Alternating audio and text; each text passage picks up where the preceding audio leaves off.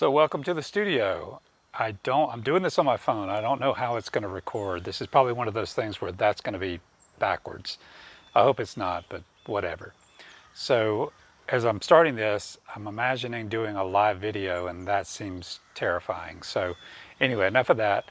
Let's go take a look at my two exhibits, Muse, not Muse. So this is my exhibit that was all about working with Jamie Cozier this year, who was a muse for me, and everybody knows that by now, so I don't have to repeat it. But the whole wall here is all work that I've done with Jamie in 2020, and we documented the best we could, just kind of the tumultuous year and everything that we were feeling at the time. Now, the exhibit starts with this, and I'll give you a second and I'll let you read it.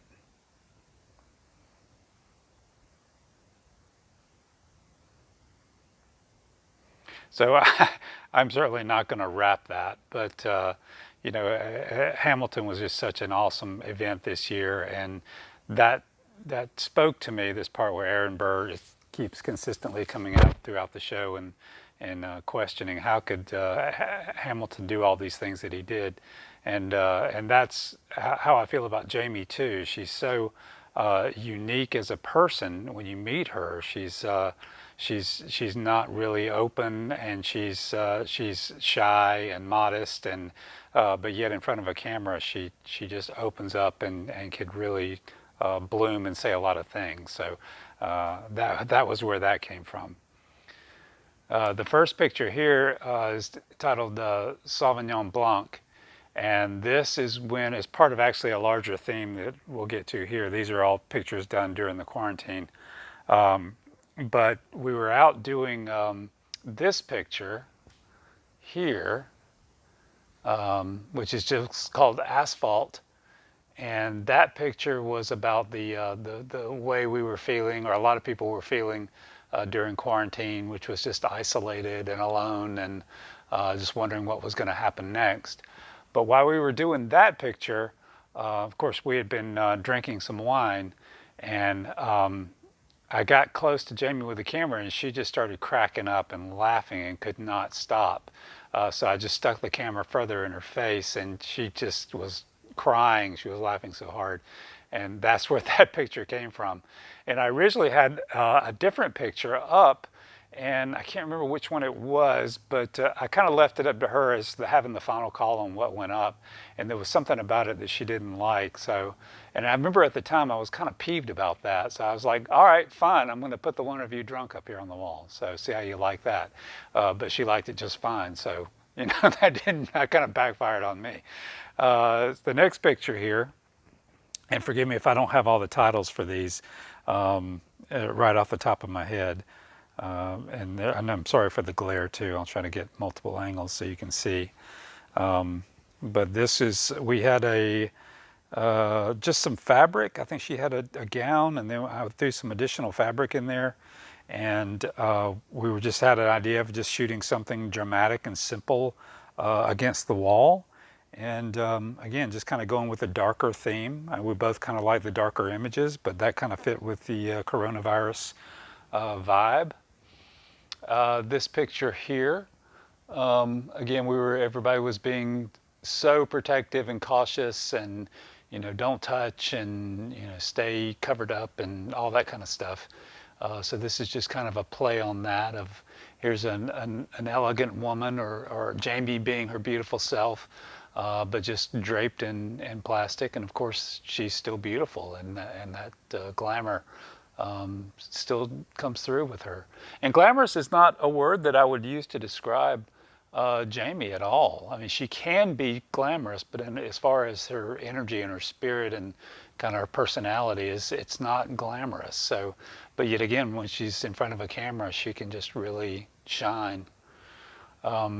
This one is called Rosie, the Queen of Corona, and that of course comes from the Paul Simon song, the Simon and Garfunkel song, the Me and Julio Down by the Schoolyard song, and so anyway, that we were talking about coronavirus, and we were going to play with this plastic, and we were just trying to think of something grotesque that we could do, and that title came up, and Jamie brought the mask and the wig and the gloves and the plastic, and then we just kind of just went with it, and that's all what happened. There was some others that we took too that didn't make the cut for the wall, but there were also variations of Rosie.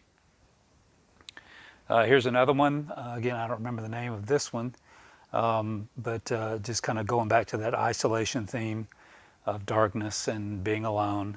And I just love this image. I just love how simple it is. It's just a simple spotlight overhead, no fancy lighting. Just a woman standing in front of it could almost be a street light, that kind of a thing. Here is called this is a part of a series we did, and the series is called the Modest Slut. So Jamie, of course, like I said, she is modest and is very protective of her body, as most people should be, especially most women should be. But of course with me, she feels very comfortable, and I'm grateful for that. But we had an idea of doing something in her bathroom. I think that was her idea, to do something in the bathroom. And then just kind of like that, that's the bathroom is the place where you're just going to be really who you are, and you're going to look in the mirror and see all of your flaws and all, examine yourself and your vanity and all that kind of stuff. So we just kind of went with that theme and played around with it and did a lot of pictures with this theme. But I think this is Modest Slut number 14, I believe it is. And Jamie doesn't smoke. I think she used to. The cigarette here is real, but the lit part of it, sorry about that, is not. And that's Photoshop. But the rest of it is all real. So anyway, that was fun. Here, going back to the plastic theme, more of a suffocating. I think I told Jamie to imagine that she was like in a future dystopian society, and she's separated from her children, and can't reach them, and that kind of a thing, and to evoke that kind of a feeling. And she just did an amazing job with that, just evoking that. And some of the pictures we did for her, she's just screaming and almost crying, and very intense stuff. But really, really good pictures. I guess it's not for me to say. Here we are back to the asphalt picture, and then scrolling down. This was another idea of Jamie's. She wanted to do some in a tub. I think she had seen some online, Instagram, I guess it was, or maybe Pinterest or something. I don't know. She saw them somewhere. And of course, anytime there's water, that's always going to add another layer of interest to it. So we just played around. This was her bathtub at her house, and she had this dress on, which she never really cares about whether her clothes get destroyed or raked through the mud or whatever, which is really cool. So anyway, we did this kind of again, going that drowning feeling that okay, I'm just floating here, and I don't know what's going to happen next. Going down. This was part of a series that I wanted to do with a number of people, of an Old Masters series. That's a painter's drop cloth, a canvas drop cloth that is just wonderful. It's huge, it's massive, and I love to just bunch that up and see what it does. And Jamie was the first person, of course, I wanted to photograph in that, because I just knew she would just knock it out of the park, and she did. But I photographed some other people with that too. Okay, I had to break there for a second because my arm was getting really tired holding this. I'm holding an L bracket with my phone attached, and then a microphone transmitter and all that kind of stuff. Anyway, so here's a series that we did at Jamie's house. I'll try to get the glare off of it as much as possible. We did a number of shots in her bedroom, and of course this is beyond now the quarantine phase. We're getting more back into the lighthearted. Want to say something meaningful that doesn't really have to do about any one thing having to do with the coronavirus. So here, the light coming in her bedroom is just so beautiful. And we did some natural light pictures, which I always love to do natural light. But that unfortunately, they were just too grainy for me. I mean, they were fine. Nobody would have ever known, but I thought we could do a little bit better. So I brought a strobe. We came back and we did another series where I set a strobe outside her window to simulate daylight, and we just did some pictures of her in different poses on her bed. Again, not trying to make it sexual, just make it more private and sensual, and just, this is a person in their space and being who they are, and it doesn't really have to do with anybody else. And I'm so grateful. Sometimes I forget, or time passes and I take it for granted, just how transparent Jamie can be with me. And to my credit, I've worked really hard to earn that trust.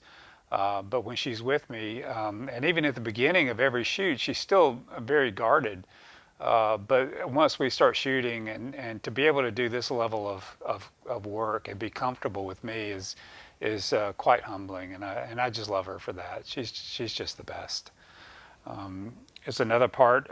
This may have been at the same day we shot these in her house. This is in her living room, and she was in the process of having the walls replastered, and so all the furniture was out, and the painter, I think you can see on the wall back behind, the painter had made some patched up some holes and things like that, and it just had a really wonderful texture to it. So we just set her up in front of the window, and she was very protective. She's wearing one of my dress shirts here, and she was, again, just kind of being her modest self. And as with most people, once you show them the first couple of pictures and you see the direction they're going, they'll loosen up more, and nobody does that more than Jamie. So yeah, she's being very protective. And so when I had a fan blowing and I shot a few pictures, and I was just so blown away by just how it looked on the camera, and I showed them to her, and after that she just took off. And so the title of this one is Catching Fire, which I think is appropriate. Up here, this is a fairly recent, most of these are chronological roughly, but this one is not. This one we did not too long ago, I'm thinking maybe September, where we just wanted to play around with the look of blinds. And originally I was just going to have the striations on her body, not really have the blinds, and use something to just create that. But I like this. I had some new blinds in my office, so I just brought them down, and we just shone a light through them, and I set them up. We had just one to begin with, and but I wanted another one to just kind of create this little corner, and so she's just standing there in front of that. And again, she's very protective of her body, and I'm probably more protective of showing her body than she is.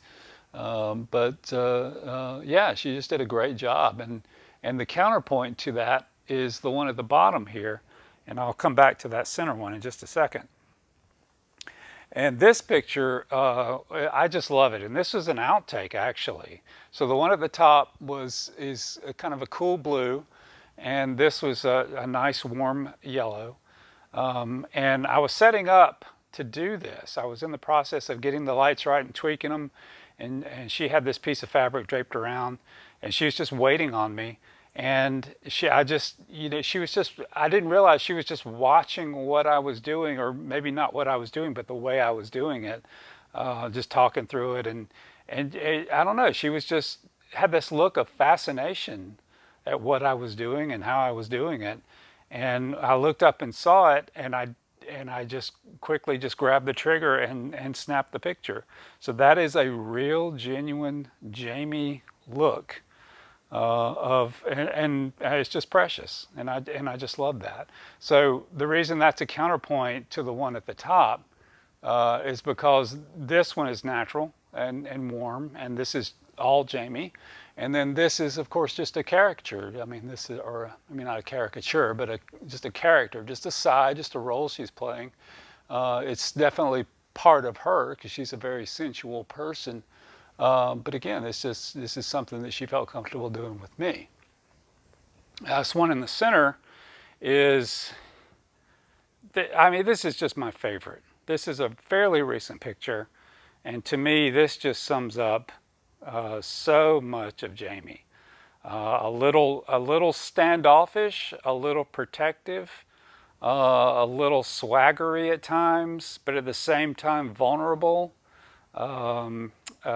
Motherhood. Just, I mean, look at her abdomen here, and just the way that, and I love that. You know, so many women can be self-conscious of their tummies, but it's just like one of the best parts of a woman's body is just her abdomen, and especially after she's had children, it's just it changes and it never goes back to the way it was, and it's just so beautiful.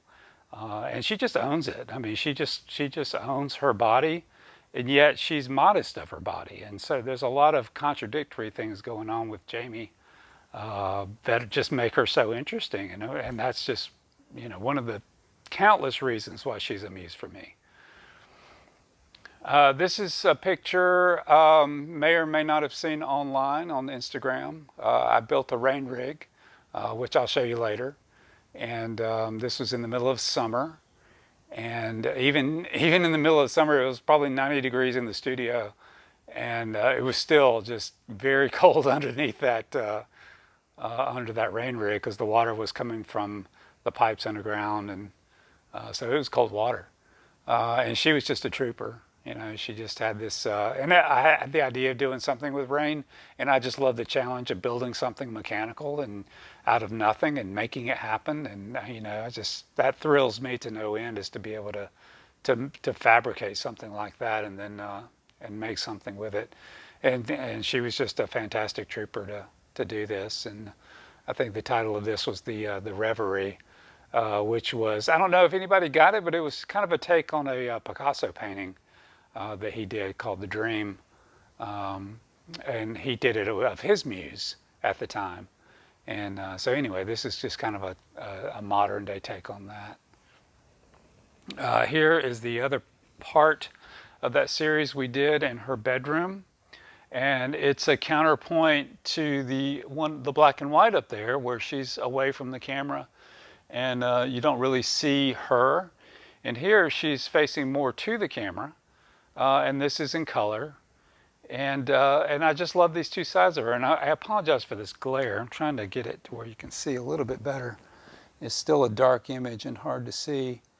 But again, she's in front of the window, and she's just staring off into space. She's just being. She's just laying on her own bed and being who she is, and and the idea here is there's nobody there, it's just her, and I love that. This was such a fun series to do. I had gotten a new reflector from my light, which is just this, it's just a simple reflector. It's not a softbox, it's not an umbrella, it's just a powerful reflector that focuses the light and makes it really like a spotlight. And so I was wanting to use that, and so I had this idea of doing kind of a, spotlight cabaret kind of a thing. So Jamie wore this dress or slip or whatever that is that she's got on, and then she was just pretty much static with it, just standing there doing different poses. And then I said to her, like, okay, what would you do if you were about to get undressed? And she just started to move in a way that only a woman could move. And so I just had her to do that over and over, just kind of do that initial little thing. But I think this was the very first shot we did where I said, okay, what would you do if you were to do this? And she just started, and I snapped the picture. And a lot of times it's just those first impromptu ones that are the best. This, I love this. This was shot at Paris Mountain in the lake that's right at the dam. And this is on the front side of the park, the dam it's not too far, it's not on the back side of the park. And this, I wanted a shallow depth of field. I wanted the background to definitely be blurry. I wanted it to be very dark. And so in my video, which you saw, there was the picture of her standing in the water.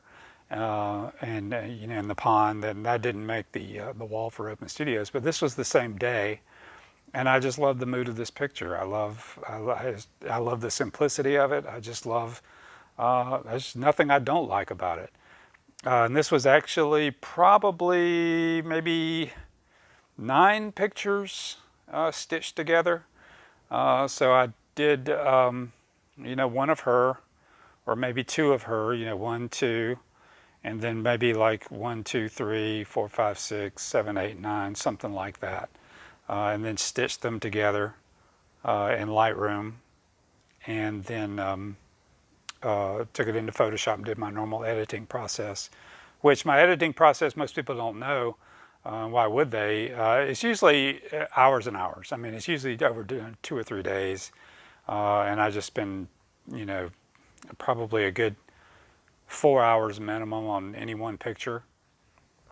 But this, I was going to say something about that. Anyway, there's a technique there. It's the Benizer technique, or Benizer technique, Benizer, I believe it is. Anyway, it's a technique where you shoot wide open, basically, on your lens aperture, so you get a shallow depth of field. And by shooting a number of pictures and then stitching them together, you get the look that this was shot either like on a medium format or a large format, like view camera. It gives it that same um, uh, tone and feel, and whatever you want to call that, that you wouldn't get, or you couldn't get with a DSLR. Even like you could say, well, if I was try to come close to this with a DSLR, I might use a telephoto and open wide open and shoot at a distance, but it's still not quite the same. And I just love this technique. I've been playing with this a lot, and as much as I don't like creating anything that's false in Photoshop, sometimes it's fun. I mean, sometimes it's just a tool, and it's just how you use it. And I love this technique. It's really nice, and it's much better than buying a $30,000 medium format camera to get it. So, and it's probably the image size, the pixel size is even bigger than what you would get with that anyway. Okay, I had to take another break to rest my arm. But here's my self-portrait with Muse series. And originally I was going to have these pictures all be the smaller pictures you see here, which are 8 by 8 and the frame is 12 by 12. But then I decided I really didn't want to make it too much about me beyond this. And the whole point of this series was just to kind of showcase the relationship that I have with Jamie. Obviously, self-portrait with Muse, that's self-explanatory. But then the way that we can be close, and you'll see that in every picture we're touching. And that's important. There's our coronavirus version of it there. We're just barely touching, but we're still touching through gloves. But I wanted every picture here to be intimate and cozy and sensual and even a little sexual. You might say a little sexual, but a lot of it's very sexual. But the fact remains that, that's not me and Jamie. We just have that close working relationship where she trusts me. And I love this. Look at this. I love the fact that she is just so comfortable here. And what I told her when we did this was I was going to be more Stanley Kowalski, more brute, owning her and carrying her over my shoulder like a caveman. And she was just going to be what she. Didn't direct her on any of these images, and I seldom do. Here and I love that I love that here I am being the stereotypical male. I own this woman. She's mine kind of character, and she's just totally comfortable with it. And that just kind of showcases how she feels about working with me. She's just comfortable and trusts me, and I love that. Here, what I was going for is the indifference that she can have, the aloofness that she can have and be in her own world.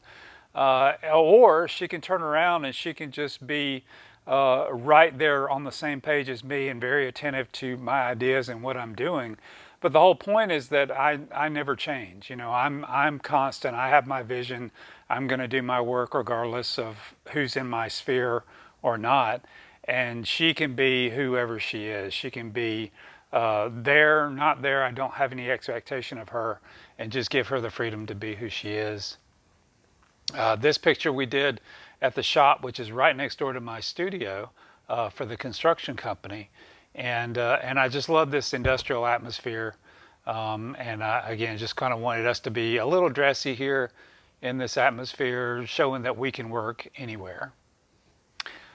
This one, I don't think anybody ever saw this one. I don't think that made it online.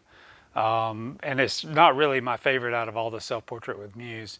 But this was, this guy, it was maybe August. It was hot. And we were just seeing what happened with using natural light, because all these other ones, are, except for that one, are in the studio, and or using artificial light. And so we were just playing around with the tones of black and white. And again, she's comfortable with me wearing her negligee or teddy or whatever that is. I don't even know what that is. And me, I'm just ready to work. I'm ready to get to it. Again, there's our coronavirus one. Here, this was the second self-portrait with Muse that we did. And again, I love this. I love the elegance of this. She is very made up here, which is not typically her. Of course, she does it well, and she's very pretty. But again, this is kind of more the dressy version of it. Here, I was going for, again, similar to this, is that I'm focused and going to be doing my work no matter what it is involved. If that means, okay, I now have to lift this dead weight, then that's just my job, and I'll do it in a way that protects me and I can get the job done. And then she can be whatever she is. She can help or not help. I'm still going to do what I have to do. Here, these two go together. It's kind of a reversal of the power play that you see a lot of times with, well, I mean, of course you don't see all the pictures on Instagram, but so many of them these days are the young nymphettes, and they're barely dressed, or they're it's not really empowering to women. I guess they might feel empowered by doing it, and I'm not judging them for doing that. But so much of it is just overtly sexual, and because when you're behind the camera, you're in charge. The person in front of the camera is vulnerable to you. That's just built into the nature of photography and having a camera. And when the photographer is male and the subject is female, well, then of course that can easily be skewed into a power play, or it's just got to be done right for it to be balanced. And so that's what we're going for here. Not only balance, but just reversing the power. So in these two pictures, she has all the power, and I have none of it. I'm doing basically what she's doing here, and these other ones, just being who she is. I'm just submitting to it. And I trust her, and she can do whatever she wants, and that's fine with me. And again, just kind of showcasing the relationship of trust that we have. This picture here, let me do this one first, because this was actually the last one we did. Here we were going for kind of a Mad Men feel. Just that, the more of the kind of the opposite of this, back to that power of here I'm in charge and she's along for the ride, kind of like a gangster's mall from the 20s or whatever. But again, there's that trust there. There's that closeness and relationship. And then this one was, I think, the subtle detail here is the way the paper broke, which I'm glad it broke that way. It tore because it looks like plaster or something, or something that just cracked under the pressure. So when that tore, I kind of went with it. Before, we were just kind of standing there, or she was sitting and I was standing. We were posing maybe something closer to this. But when that cracked and tore, we went into something else. So I saw the way that it looked like it was stone. So we went into more of this embrace, even just say, look, you know what, if we're going to go this direction, let's just go all the way. And so I told her to just like really pull me in tight, and I squeezed her really hard, and then I rocked the stool back more on that hold there, and the energy here is just like it was off the charts, you know. And so after we got done doing that picture, we were like both kind of rattled because it was just like, wow, that was just really intense. And not only that, I was pouring sweat because I was having to lean forward and basically keep her from tipping backwards. So, you know, every muscle in my body was firing there just to get the picture. But I love that. I love this. I love this picture. Moving on to this here, I forget the name of this one. But again, this is the same spotlight or spotlight effect, the same reflector that I used for this one. But instead of having a light background, of course, I've got a dark background. And instead of just kind of illuminating her whole body, we just went more for mystery here, more for who is this woman? You know, and I just love the effect of it. And there's not much to say about it. Here, these two, these were, I want to say they were challenging for Jamie because she is very protective of her body, and again, I am too. But then again, they're not, or they weren't challenging for her.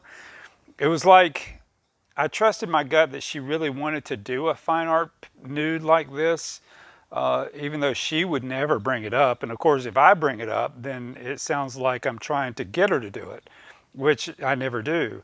But finally, it just came to a head, and I was just like, listen, it's just, oh, I know what it was. It was another photographer was doing a series, and she said, I wonder if I should, because he was asking for volunteers, and she said, I wonder if I should volunteer for that.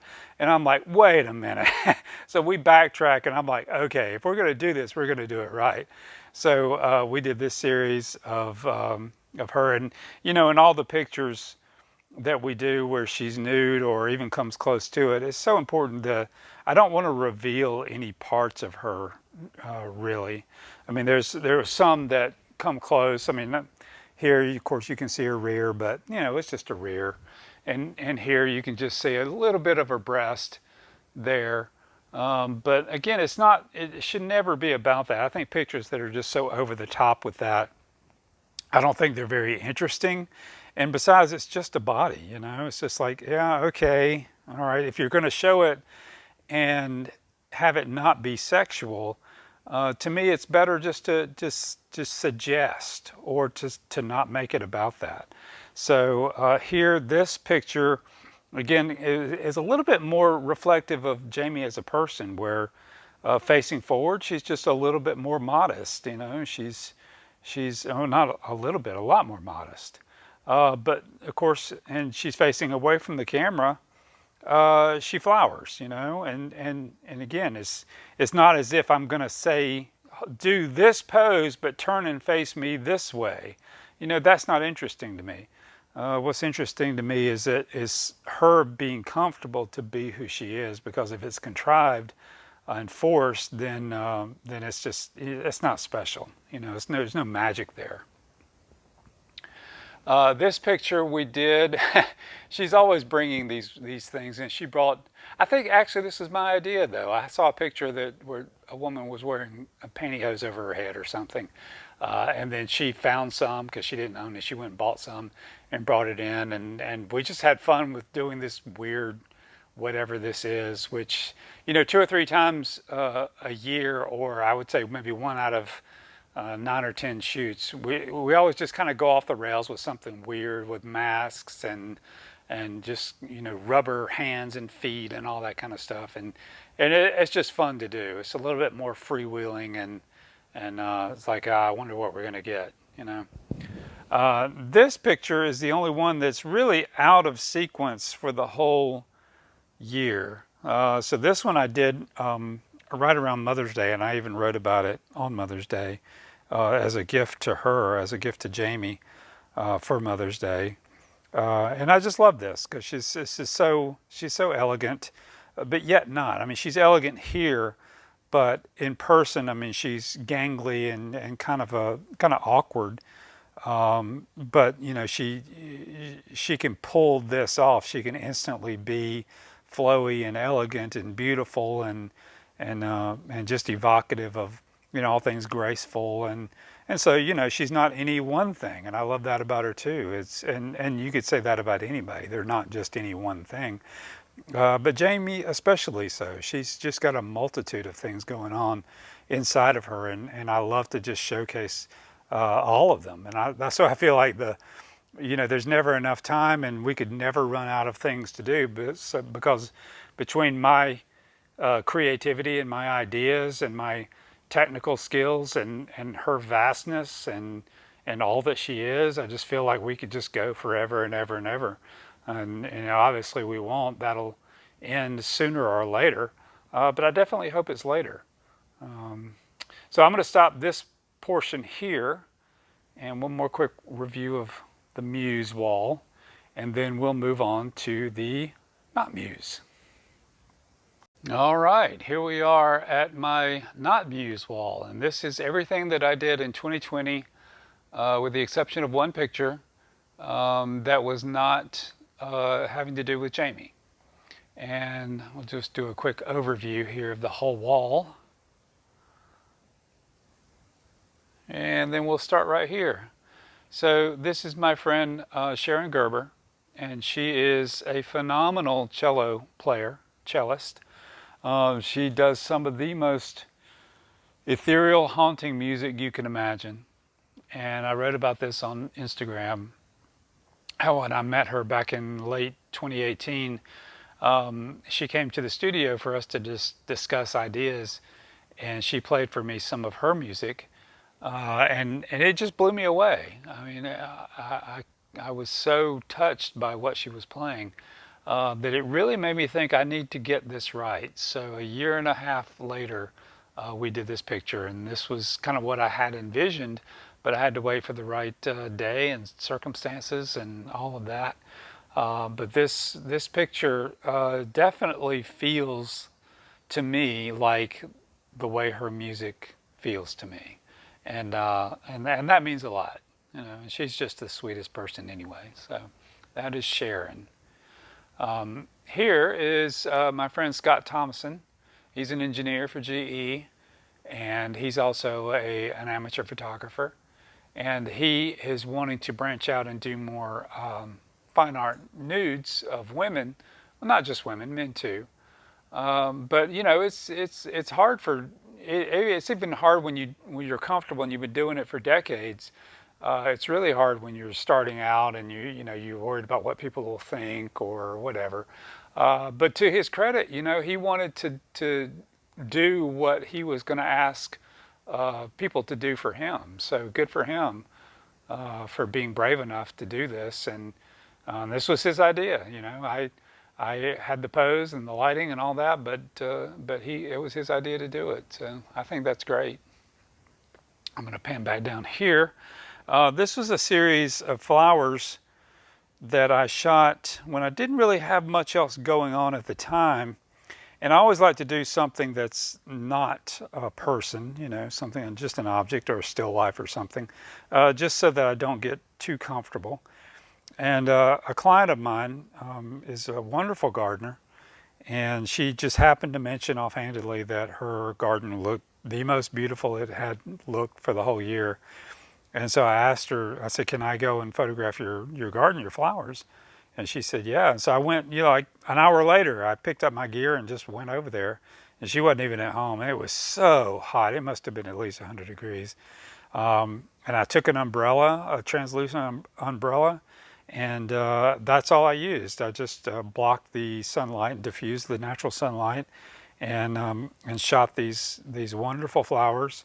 And I feel like I could do so much more with this, so a better job. Because, you know, again, if you shoot something over and over and over again, like when I shoot Jamie, I just get better and better and better at doing it. And so if I were to go into this world of flowers or still lifes, then of course I would get better at it. But I don't think these are too bad. I like these. I like these a lot. I was very happy with these. Here is the exception to the 2020 rule, and that's actually the name of this, is the only exception. Not, and that has two meanings there, because it is from 2018, and then because it's of my sweet Diana, and she is the only exception to out of everybody that I know. She's the woman that, that I love, and that I married, and I want to be with. And she's just, I love this picture of her because she's got such a beautiful smile, and everybody just knows her perfect smile. But here, I mean, she's just, I mean, there's just, I just love this picture so much. She's just standing in the rain, and just being herself, and that's, I just love it so much.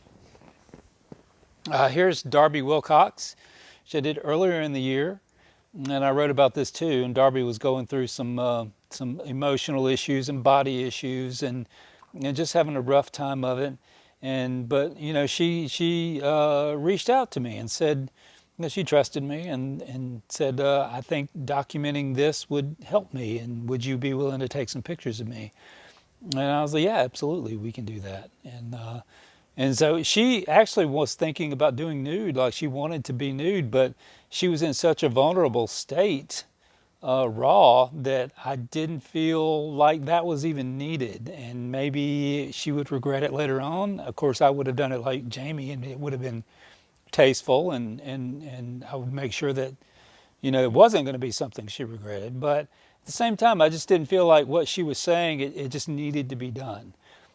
So we did this, and where she could really be exposed and be full frontal, and like, okay, I'm not going to hide and turn. I'm not going to pose and just show you one side of me. I'm just going to show you everything. But at the same time, we can just do some black bars, and instead of doing them in Photoshop, we just literally did them. And I just cut those out of some foam core and just put them on some stands. And I love this. I love that. And once I set up, I'm so particular about things being symmetrical and all that, that the black bars were perfectly horizontal. And then the moment I stepped back and looked, I'm like, oh, that is just all wrong. Well, not only does it look boring because it's perfectly horizontal, but they look like equal signs, and like an equation that's going to balance out, and that's just not where she was. So I just skewed them and put them off center, and I probably tweaked with those for 15 or 20 minutes to get them just right for me, while she just stood there naked. And of course, I never saw any part of her that I didn't need to see. I would just step up and adjust them. And anyway, I love this end result. I think this shows a strong yet vulnerable yet kind of going through it at the moment, woman, and and that's all of us at some point or another. This is Tanya Stigler, and she is a jewelry designer, and she designed the rings for Diana and myself for our wedding. And this was after, the Open Studios has a gala that they would do every year. They didn't do it this year, of course, but they would do like a kickoff party. And she participated in Open Studios, and she showed up with her husband Kelly, and they're just such sweet people. And she showed up to that, and she wasn't wearing this outfit, but she had on every piece of jewelry that she made. I mean, she just, not every piece, obviously that's ridiculous, but a lot. And she was decked out in her own jewelry. And with anybody else, you would think that is just way too over the top, too much. But for Tanya, because she's so humble and she's so sweet and modest, and I just knew that she was just fully owning herself, and she works out and she's in great shape. So she has this very sculpted body. And I was like, I want to put all of this together. So we met on a early, I think it was February morning, out at Furman University. And it was freezing cold, and she was such a trooper, and just taking off her big coat, and she's got these leather pants on and whatever that top is, and she just delivered it. And I love that she's got all this jewelry that she made herself, that's just so out there and over the top, beautiful rings, and all of her stuff is is from nature, inspired by nature, and I just love her against that rusty looking wall. I wish that probably is rust, because this was the little causeway kind of thing that runs underneath Poinsett Highway, and she's standing in 6 inches of water, and I mean it was just great. I just love that. Of course, here is my sweet Dee Dee, sweet Diana, and this is her bridal portrait, obviously. And we shot this in the studio. We shot her in the studio because I wanted to do it on location, but her dress was handmade by her sister, and I didn't want to risk getting that dirty. So I shot the background out at Paris Mountain, and again, this is the lake out at Paris Mountain where I shot that picture of Jamie, and so I had the idea of her being, Lady of the Lake, and she's emerged from the lake, but she's not soaking wet. She's just she's of the lake, but not, she's from the lake, and just owning nature, and I don't know, just a whole bunch of stuff that I felt represented Diana. And so, this was a test of my compositing skills. So I placed her in there, and then worked for the next week constantly on this, just trying to get it right, and it does work. And I was so happy that a lot of the photographers who saw this at the wedding, they were like, "Wow, okay, so was she standing on a? Did you have her on a box in the water?" And I was like, they were fooled. They thought it was real, and so that made me feel good. But I just I love that this is the morning sun, and this is she's light, and she's happiness, and she's at peace, and just all of that. I could go on and on and on about that. And of course, this is the frame that I wanted her pictures above all others. All the other pictures are metal frames, and this is just a beautiful wooden frame with a little gold inlay and a linen border, and it's special. It's very special. This picture is the title of this is "How's Your Mom and Daddy?" And I wanted this to be kind of a take on Southern crazy, the ways women from the South can be if they were grown and born and raised in the South, and sometimes they can just be a little screwy, and but sweet, and they'll do anything for you, but they're just they're a little odd. And so this is my friend Jody, and she was kind enough to do this for me. She's very comfortable in her own body, and so I have the idea of. Okay, this is Sunday lunch. This is after church, so she hasn't even taken off her dress slacks yet, and she's, of course, this is she's in bondage here, and this is the Japanese shibari rope and knots and everything. I did a lot of research on that. I didn't know anything about it. I did a lot of research and bought some rope, and she came and we practiced, and I wanted to make sure I didn't hurt her or cut off her circulation or anything. So anyway, I got an education on it, and so we did this in the studio, and then this kitchen is actually Jamie's kitchen at her house. So yeah, we originally did one of Jody in her kitchen, but there really wasn't enough room to kind of get this step back, be the observer feel to it. It was a little too close. So we redid it. She came in the studio. We did the shots of her in the rope and the apron, and then I did separate shots of Jamie's kitchen, and I composited them together. And the whole point here is that everybody's got their side. It doesn't have to be sinister. It doesn't have to be dark. It doesn't have to be taboo. But everybody's got their side that they have in the privacy of their own home, or they don't reveal to other people, as it should be. But then here is just a take on the southern part of that, just kind of like how I envision what's the most absurd thing that could happen on Sunday after church, that kind of thing. Here is a portrait of my friend Morgan. I say friend, we're not really friends. I mean, we only know each other through Instagram, and then she was kind enough to come in. But she just has such a sweetness to her, and that came through in her pictures on Instagram. They weren't all about, selfies and all that kind of stuff. She certainly had those, but there wasn't really a vanity to them. There was always just kind of a gentle sweetness to her pictures that I really liked. It just kind of spoke to the person that I thought she must have been. So I asked her to come in, and this is the middle of summer, and it's the big bay door in the studio is open, and it's probably 95 degrees in here. And she just, she was just kind enough just to kind of be herself for me.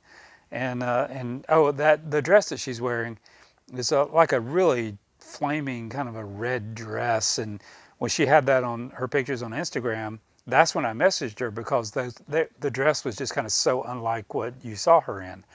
And I'm like, you've got to come in and let me photograph you in this dress. And so she did. I'm very grateful. She trusted me and came in, and we just had a good time connecting. And I just think that's a lovely portrait of a young woman. It just, to me, it's just nice. This picture here was taken with, God, this camera must have been,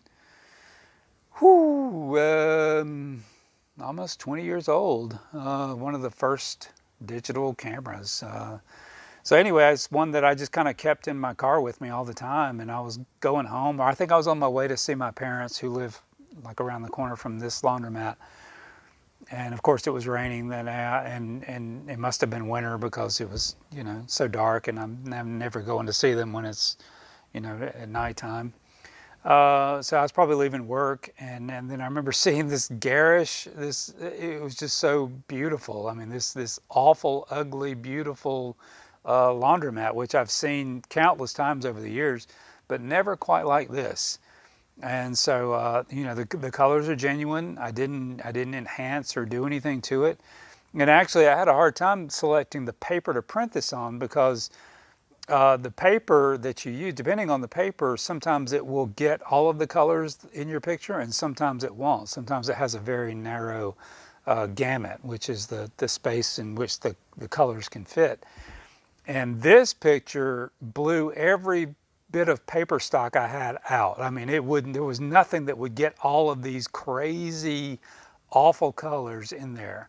So I did manipulate the colors, but not to enhance them, to tone them down. That's just how off the charts crazy this lighting and color was on this building. To which I think is funny, because a lot of times you see things that are oversaturated or enhanced, or especially landscape pictures like fall pictures, and people just blow out the colors and it doesn't look anything like real life. And this did. And I would say this is even a toned down version of real life right here. So that's what I love about this, and just the wetness. Of course, anytime you have wet asphalt, that's interesting, and that's why they do it in movies. They spray down the asphalt and make it look more interesting at night. But I love that. I love that picture. Going back to the top, here is a picture of Dee Dee. And this was an idea I had. I was out running at Paris Mountain, and I just saw this creek running off of one of the trails. I mean, you could walk to it easily, but it certainly wasn't a trail. I mean, you kind of had to go through some brush and all that kind of stuff. But while I was running, I just kind of ran down there, ran through all that bramble, and just kind of framed it up with my fingers, and would this make a good picture? And I thought it would. So I came back out there with Dee Dee and a couple of friends to help me, and had a big light, and I just wanted to do a picture of Dee Dee, and just looking so, again, just so pretty in nature, and I wanted to play with the colors there, and get a nice natural light, yet also strobe lit picture. And that's what that is. It's natural light. I messed with the white balance to make it a little bit more blue. And I put a orange gel on the light just to warm up her face. And there you go. It's Dee Dee out in the woods. This was taken on Tybee Island a few months ago when the hurricane Isaias came through. And I didn't even know there was a hurricane coming when we went down there. But then, the morning after we got there, looked out the window, and of course it's just fantastic. These skies were just amazing. So, I take my camera everywhere I go. So Dee Dee was kind enough to go with me, and we just went for a walk out on the beach. It was warm, it was nice, it was lovely, and I was lucky enough to get this picture, which I just love. I mean, who doesn't love a good storm, especially when the clouds are roiling and boiling, and you get these light patches in there, and that's just wonderful. Love it. And this was also on that same trip. I think this must have been maybe the day before that, when the storm just was starting to come in. And of course, this is Dee Dee just standing in front of the ocean with the storm. And The Calm of the Storm was the name of this, because Dee Dee's such a calming presence, and I love it. So that's the Not Muse display. And I'll stop it here, and then the next thing we'll do is just do a quick tour of the studio. All right, here we go. Here's my Not Muse wall, and there's the Muse Jamie wall. And we're going to walk back this way. I don't normally have this backdrop up. There was a big glare coming from this wall and reflecting off of the glass on those pictures, and it was distracting, so I put this up to block that. But we're going to walk back this way. This is my tool wall, obviously, where I keep all my tools, all the stuff that I use on a daily basis I need to get my hands on. Rope and chain and straps and saws and tape and all of that stuff. Hose up there, which I use for my rain rig, is a wheelchair. Everybody needs a wheelchair, and I used that for our misery picture recently. I've got rolls of fabric here that I use for, obviously, for different portraits, different looks. On my containers, I try to keep all my nuts, bolts, screws, clasps, all that stuff separate. Roll of plastic, some carpet, shelving for all my cleaning supplies and various things. Here's my rain rig, which I built from old shelving racks, so clothing racks. So I've got 3 hoses there, which are washing machine hoses, hooked up to a valve that I can hook a garden hose up to. And I drilled holes into the hoses. I think it's a 1/32 drill bit I used, maybe. It was tiny. But anyway, and you really need small holes, because even with the tiniest hole, you still get these big droplets. So if you used a big hole or a bigger hole, it just come out as a stream. So I learned this through research and trial and error.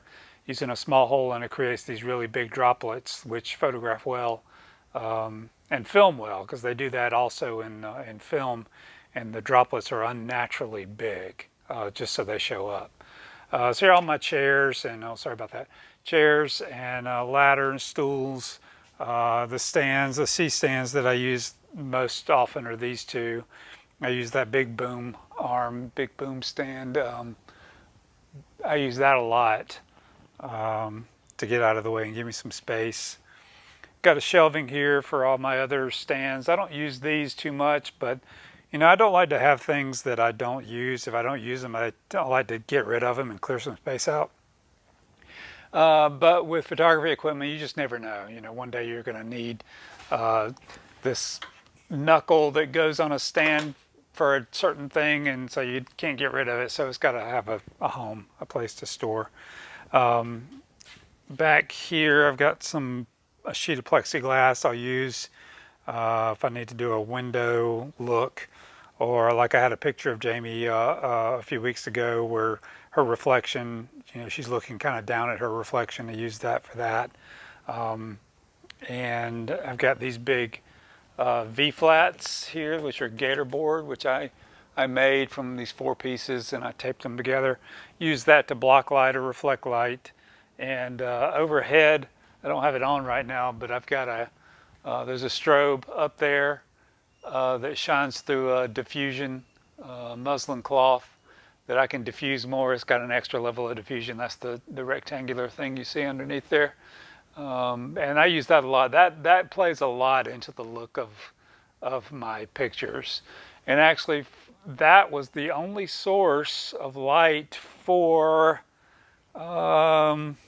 this picture, the one I was talking about earlier. Yeah, so that's the only source of light for that one. And I'm trying to look and see, I think it was for that one too, maybe. No, maybe not that one. Um, but some of these other ones, well, in all of these, anytime you see like it's a well lit thing, it's that top light there is doing a good job of giving me some depth to shine behind my subject and some good separation between the background and the subject.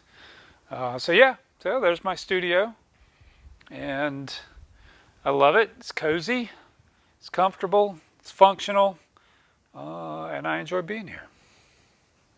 So that's it. Thank you for joining me on my tour, and it was long. I'll try to put some, in the final version, I'll try to put some cues in there so you can jump ahead to different spots. And of course, this will come at the end, so you won't see this until you already know that. So you know what, never mind. But anyway, see you later.